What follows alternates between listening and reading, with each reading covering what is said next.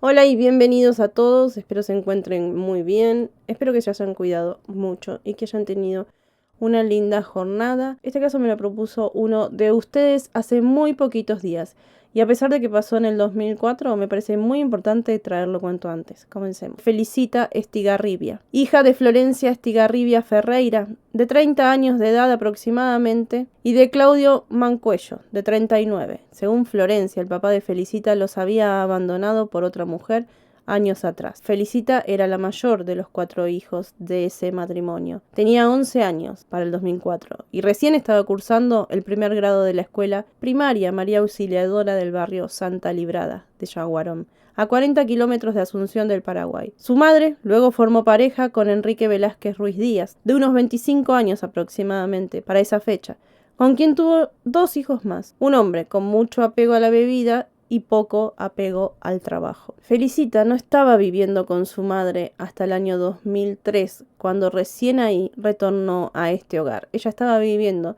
con una de sus abuelas. Para ponerlos en contexto, la zona donde ellos vivían era una zona muy carenciada. Las familias tenían casas hechas de cartón, de nylon, de polietileno, a las orillas de un río, que cuando se crecía o cuando llovía, obviamente se inundaba todo el lugar. Es decir, ni siquiera tenían los servicios básicos que puede llegar a tener una casa. Vivían en extrema pobreza. Y muchas de estas familias eran numerosas, tenían muchísimos hijos. Entre ellos, la familia de Felicita, que además de tener 6 hijos, su madre luego tuvo otros hijos más. De hecho, se dijo que ella perdió varios de sus hijos. Se desconoce en qué circunstancias. Pero hoy, el tema que me ocupa es lo que pasó con Felicita. Felicita, por ser la mayor de edad, tenía que hacer lo que hacían muchos chicos de la zona, muchos chicos de estas familias, es ir a vender cualquier cosa, yuyos, frutas, a la parte más céntrica de la ciudad, donde había gente con más poder adquisitivo quizás. Y eso hace que falten a la escuela, que directamente no reciban educación por estar vendiendo, haciendo el trabajo de grandes. Esto ella lo hacía a diario, y eso era lo que hacía Felicita cada vez que volvía de la escuela. Salía a vender sus mandarinas. De hecho, ese fue el apodo que se le dio a ella, la niña de las mandarinas. Estas mandarinas eran conseguidas por su tía o por sus familiares o los vecinos que se las daban a ella para que las pudiera vender. Ella no podía regresar a su casa si no había vendido nada, porque el almuerzo o la cena dependía de ella. Que su familia comiera dependía de una niña de tan solo 11 años, con una mochila muy grande para tan corta edad. No se sabe si la madre trabajaba o no, porque no se comentó, pero sí se dice que en el momento en que sucedieron los hechos la madre no estaba en el hogar y el padrastro tampoco. El 31 de mayo del 2004 fue un día como esos. Felicita regresó de la escuela y se fue a vender sus mandarinas. Antes le dijo a su mamá que tenía hambre, que quería comer. Y su madre, según lo que cuenta una vecina, le respondió que si no iba a vender, nadie tendría para comer. También le informó que pasaría primero por la casa de una de sus tías y que luego volvería. Y así emprendió camino para vender en las casas de sus maestros, de sus vecinos. Algunos le compraron, pero su canasta estaba bastante llena. Ya comenzaba a oscurecer, pero Felicita nunca regresaba cuando estaba oscuro, siempre regresaba temprano, pero ese día no regresó.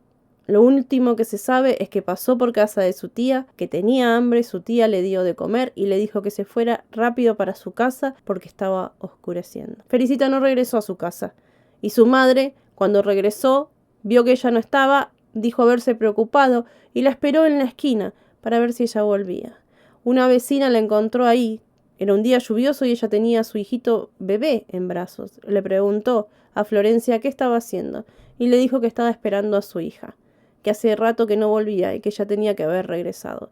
Esta vecina le recriminó qué estaba haciendo, que no iba a buscarla. Le dijo que iba a esperar un poquito más y que si no regresaba iba a hacerlo. Cerca de las 8 de la noche, Florencia, la mamá de Felicita, golpea la casa de esta vecina y de otros vecinos más para que la ayudaran a buscar a su hija, que no regresaba. Buscaron por horas, caminaron un montón, fueron hasta la comisaría a hacer la denuncia, quienes le dijeron que si ella veía que su hija no regresaba, ellos ayudarían a buscarla. Según el comisario, le informó al patrullero que estaba ahí, le dio las características de Felicita, por si la veía. Pero la familia siguió buscando, al menos con los vecinos, hasta las 12 de la noche de ese día. Según la madre, estuvo buscando hasta las 5 de la mañana. El comisario se dirige al día siguiente a la casa de la madre, que la ve lavando en un río, lavando la ropa, en el río que pasa por el lado de su casa. Le preguntó si su hija había regresado y ella le dijo que no. En ese instante, una persona que estaba juntando yuyos en la entrada del cerro Yaguarón, casi al pie del cerro, se dirige hasta la comisaría a hacer la denuncia de que había encontrado el cuerpo de una niña. De inmediato el comisario, que ya había regresado a la comisaría,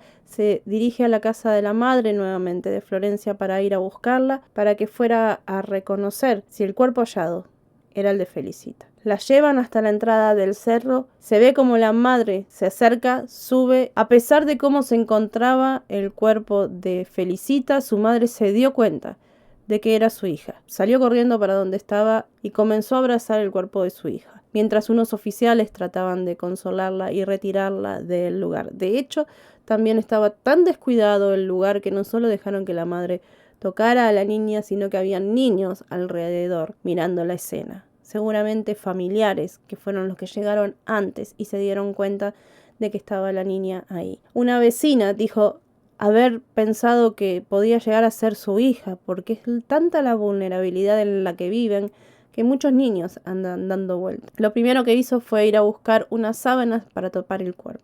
Cuando realizaron la autopsia pudieron ver a simple vista que tenía el cuerpo destrozado. Fue brutalmente violada y estrangulada y había sufrido un golpe muy fuerte en su cabeza. El forense, cuando le realizó la autopsia, habló del salvajismo con el que fue tratada Felicita. Pero si una persona que está preparada para ver estas cosas no pudo asimilarlo por lo fuerte de lo que le habían hecho. En primer momento pensaron que podían haber sido algunos drogadictos de la zona que estaban siempre rondando por ahí, porque se veía que quizás no había sido una sola persona la que había participado. Pero consultando a todas las personas a las que visitó ella, lograron dar con 3 jóvenes que se habían encontrado en una plaza. Mejor dicho, con 2 de estos, porque el tercero ya no se encontraba en la zona. Estos 2 jóvenes que fueron detenidos en un principio le echaron la culpa al otro sujeto. En realidad le dijo que Felicita se acercó con su canasta de mandarinas para ofrecérselas y que este hombre de 22 años, Freddy Florencio Brites, le dijo que él le podría comprar toda la canasta, pero que tenía que acompañarlo hasta la casa. Otros testigos dicen que la vieron a ella en una carreta con este sujeto, cerca del cerro o yendo hacia él. Pero cuando este hombre bajó de este cerro, él se encontraba solo. Con los años la versión fue cambiando. Es decir, que estas 2 personas que estuvieron con él lo acusaban a este hombre. Pero dieron la dirección de la casa donde él vivía como celador de una persona mayor, de un hombre de 50 años. Este hombre de 50 años, cuando la policía llegó hasta su domicilio, le dijo que sí, que él vivía ahí, que le había pedido dinero, le había contado más o menos lo que había pasado y que él le dio plata para que se tomara un ómnibus o un bus hasta el mercado del Abasto. Que ahí, cuando el comisario se entera de esto, se van hasta el baño de la casa de este sujeto y encuentran ahí un preservativo que luego de ser analizado vieron que tenía restos de materia fecal y de fluido seminal que pertenecía a este hombre. Se lo llevaron para analizar y dicen que con el tiempo pudieron determinar que estaba relacionado con lo que le había pasado a Felicita. Que eso demostraría que este sujeto había sido al menos uno de los responsables. Cuando fueron hasta el mercado del Abasto para averiguar qué había sido de este hombre, lograron saber que él había ofrecido ayudar a unos camioneros que trasladaban bananas para que ellos lo llevaran hasta la triple frontera, es decir, el límite entre Argentina, Brasil y Paraguay. Esto sería en Ciudad del Este. Él desde ahí podría dirigirse a cualquier lado. Y eso fue aparentemente lo que este hombre hizo. Lograron dar con estos camioneros del mercado, quienes le dijeron que lo dejaron cuando ellos llegaron a su destino y que desde ahí se le perdió la pista a este hombre. Mientras todo esto pasaba, también fue detenido el padrastro para ser investigado, pero este hombre se encontraba junto a la madre en el momento en que sucedieron los hechos con Felicita. Estos 2 sujetos, que en su momento fueron liberados porque no tenían nada para demostrar que ellos habían participado del hecho, con los años se da a conocer que estas personas habrían testificado que ellos estuvieron presentes en el momento en que todo sucedía ahí en la entrada del cerro, pero que ellos solamente vieron. De igual manera, se desconoce la causa o se desconoce si estas personas fueron o no detenidas luego, porque de hecho, de haber participado o de haber estado simplemente viendo, según ellos, son cómplices. Pero ese dato no se dio a conocer. Este sujeto, Freddy Florencio Brites, se dijo que tenía antecedentes por hurto agravado y que también tenía antecedentes por abuso en la ciudad de donde él provenía, ya que no hacía mucho tiempo que había llegado al lugar. Luego compañeras de Felicita dijeron que lo vieron rondando, que toda la gente lo vio rondando la escuela como observando a las niñas y que aparentemente ya molestaba a las pequeñas del lugar. Pero se ve que nadie hizo nada o que a nadie le pareció llamativo esta actitud de este sujeto. En el año 2012, 8 años después, se detiene a una persona que se pensaba que era él, pero en realidad era un primo que tenía bastantes similitudes físicas con este Freddy Brites. La foto que van a ver en pantalla es la única que se tiene de este sujeto y es de cuando era joven, pero se hizo una progresión de cómo estaría hoy en la actualidad, teniendo en cuenta que pasaron 17 años y esta persona tendría hoy unos 38. Hay varias hipótesis de lo que pudo haber pasado con este sujeto. Una es que la que más fuerte pesaba en el lugar en su momento era que este hombre se había ido a Buenos Aires, teniendo en cuenta que él jamás renovó su documento, que no figura en ningún lado y que además tiene una captura nacional en Paraguay e internacional. Es muy probable o creen que haya estado usando la identidad de otra persona. La comunidad paraguaya en Buenos Aires es grandísima y podría él quizás estar escondido o siendo ayudado por algunas personas. También se cree o se creía en los últimos años que esta persona podía haber ido a Brasil, porque obviamente tenía libre ambas fronteras. También creen que en realidad él está escondido en Paraguay, pero en un lugar donde hay asentamientos, donde ni siquiera la policía puede entrar. En Paraguay son 7 millones de personas. Es muy raro que alguien no lo haya visto o que no haya conocido el caso, ya que es muy conocido ahí, pero solamente los 31 de mayo. Otro de los rumores, más que nada, que se corren dentro del lugar es que una de las personas de ahí, un hombre que al parecer tenía un historial también bastante bravo, decidió hacer por sus propias manos lo que las autoridades no pudieron.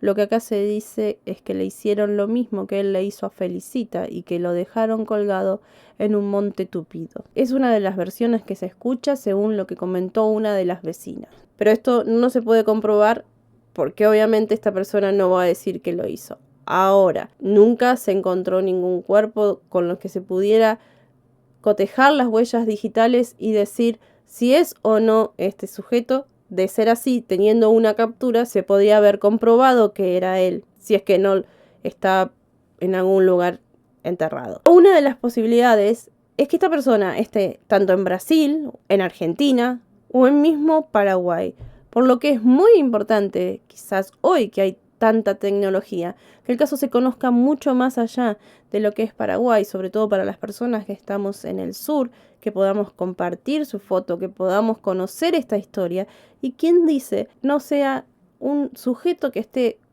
próximo a cualquiera de nosotros y no lo sepamos.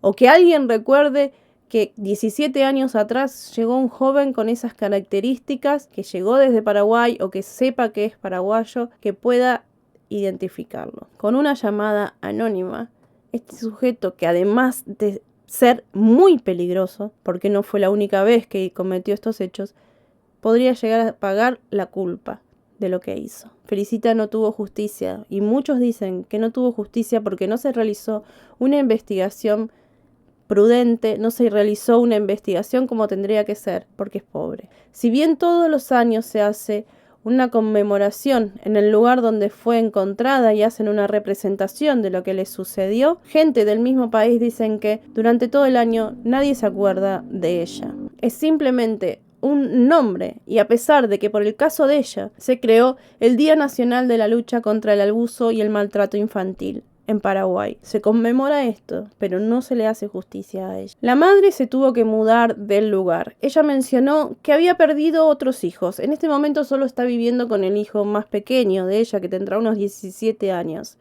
en una casa muy humilde de un terreno que le cedieron. Ella dijo que tuvo que irse porque una vez encontró en el panteón que le hicieron a su hija, o en ese monumento pequeño en conmemoración, un cartel donde la amenazaban a ella y a sus otros hijos de que le iba a pasar lo mismo. Pero esto, más allá de que sea este sujeto el que haya dejado eso o alguien que lo conocía, es muy probable que alguien del lugar, alguien que culpe a la madre, porque muchísimas personas culparon a la madre por mandar a su hija a vender cuando es un trabajo de grandes. Pero ella siempre dijo que su hija era muy decidida, que quería y soñaba con tener una casa con jardín y que por eso salía a vender. Y otras las versiones es que muchos chicos del lugar lo hacen, son ellos los que mantienen en realidad a las familias. De hecho, ¿saben qué? Hasta el día de hoy se conoce que en el mismo lugar siguen niños vendiendo frutas y vendiendo yuyos y no concurren a la escuela por esto. Entonces ahí está gran parte del problema con los gobernantes que no se ocupan de esta situación, porque de nada sirvió que le llevaran chapas como lo hicieron, todo para construir la casa de ellos, si Felicita ya no estaba. Pero tampoco, si podemos decir que la responsable de lo que sucedió, si bien tiene una gran responsabilidad por no cumplir con sus deberes de protección hacia su hija, la madre, es ese sujeto que hoy está libre. Y quizás esos otros dos que dijeron que ellos no estaban, pero que sabían todo. Igualmente, esta persona que se dio la fuga de ser inocente, cosa que no se puede ya decir que lo es, porque supuestamente hay pruebas que lo comprometen, que se compararon con el cuerpo de Felicita, tiene que ser encontrado de alguna manera. Y es por eso que quise traerles este caso. Más que nada porque es una persona que hoy goza de su libertad cuando no debería de estar vivo. Es muy probable que esté vivo. Lo otro son cosas que se cuentan y que en realidad lo que hacen es ayudar a este hombre porque después nadie lo va a buscar. Se dice que están investigando, que lo buscan, que todavía el caso sigue activo, pero ya pasaron muchos años y esta persona sigue en libertad. Quizás nosotros podamos ayudar un poco. Voy a tratar de dejar la foto en Facebook, voy a tratar de que ustedes puedan hacerle una captura también a la foto, es la que más voy a mostrar seguramente, para que se les fije la cara de este sujeto. Muy probablemente hoy tenga otro nombre, pero para aquellos que son muy fisonomistas puede que ayude muchísimo. Lo que le hicieron a esa niña no tiene palabras, no tiene forma de describir lo que le hicieron al cuerpito de ella.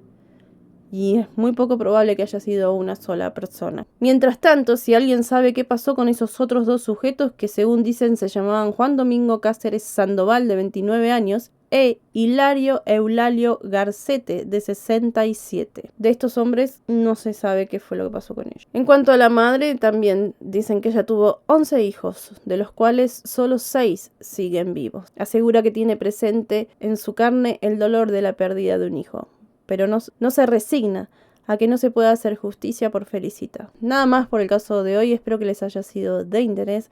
Voy a despedirme de todos ustedes, no sin antes dejarle un fuerte abrazo, pedirles que se cuiden mucho, que cuiden mucho a los suyos. Nosotros nos vemos en un siguiente video. Muchas gracias a los miembros del canal, muchísimas gracias a toda la comunidad en sí. Nos vemos pronto. Chao, cuídense.